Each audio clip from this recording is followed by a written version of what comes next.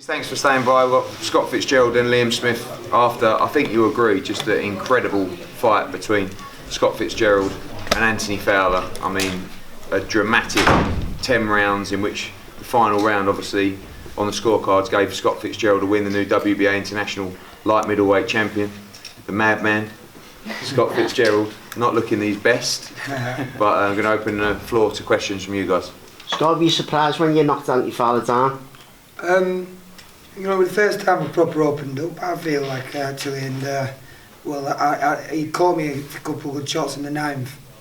You know, I showed I can take a good shot, and then, you know, in the corner going out before the last round, my dad said, you know, go and make something happen. So caught me with a lovely a right uppercut, I think, and then I just thought, oh, I can't miss this opportunity. So I've hit him with a good left hook, and he's gone down. So yeah, I was buzzing like.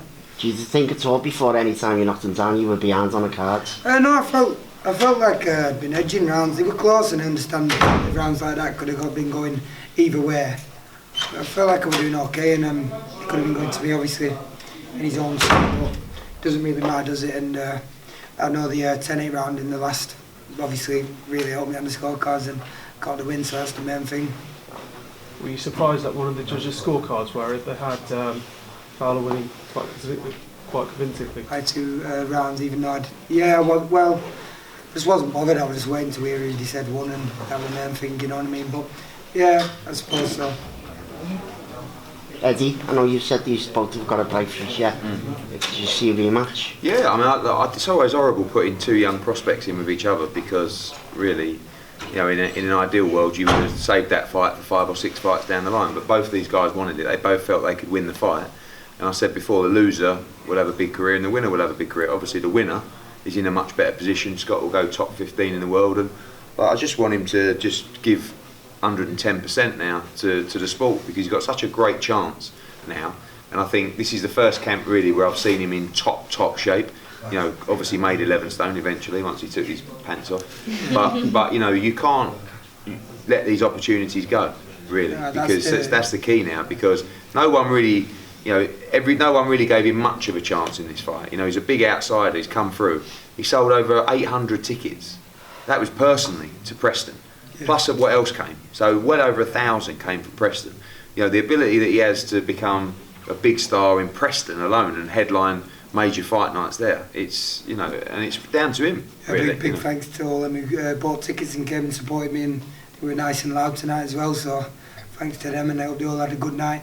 And drove me on to get that win as well. So like you say, to be honest, that's the first time I've actually tried at boxing, and it literally is, and you know, winning this puts me in the top 15 in the world now in this governing body, so you know, that's motivation for me to just push on and work even harder, 110, 120% like you say, and you know, there's a big future for me now in this game, and I've only just started really properly enjoying this game again for the first time in for many years, so yeah, I'm looking forward to having a week or so resting and then getting back to it proper.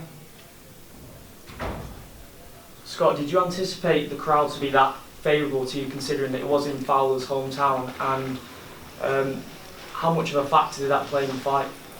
I knew I'd sold a lot, and I got a lot of message from lads from Liverpool, you know, good messages off them saying they really support me, so sort of expected it, but I was absolutely zoned out actually. When I walked out, I didn't even really notice anything, you know, whether they were shouting for me or anyone. I was in a mad zone, so you know, when I was actually waiting for my music to start and for me to walk out, there was some young lads giving me some proper shit, like, you know, I was just you know, buzzing off them, to be honest. I nearly got cramped there then, so I was just buzzing off them, actually just trying to just focus and forget about it, but you know, it's what comes with this sport, and it was a good crack.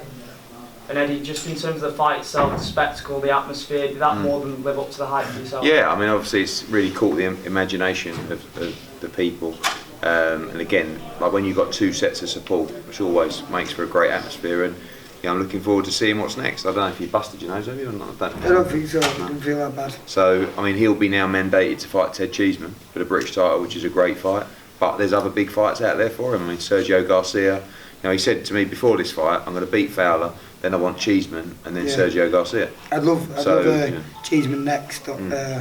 in the next, maybe 8 weeks, Yeah. 8 weeks Oh, plus steady, time. Yeah. steady. Oh. Yeah. 8 weeks. Yeah. Well, we're not good. Dad's shaking his head like Yeah. Give me 2 weeks of chilling and then Yeah. and then 8 weeks from then. Exactly. Jenny, Exactly. doing. All right, guys. Round of applause. Great performance. That's